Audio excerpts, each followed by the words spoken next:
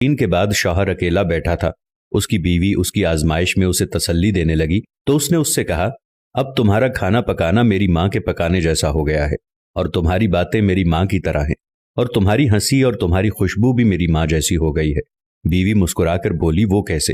تو شوہر نے کہا، میں نے تم سے 27 سال کی عمر میں شادی کی تھی اور ہماری شادی کو 10 سال ہو چکے ہیں، اب تم میری ماں جیسی سوچ رکھنے لگی ہو۔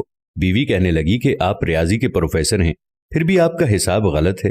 شوہر نے کہا، وہ کیسے؟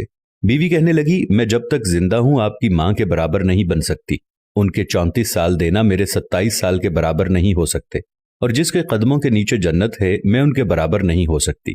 خامند فرتے جذبات سے رو پڑا اور کہنے لگا، کیا تمہیں کبھی میری ماں سے تشبیہ دینے کی تکرار سے پریشانی نہیں ہوئی؟ میں ہر کام میں ماں کو یاد کرتا تھا، ان کی تعریف کرتا تھا، جیسا کہ دوسری خواتین کرتی ہیں۔ اس نے کہا، نہیں، کبھی نہیں، بلکہ معاملہ اس کے برعکس ہے۔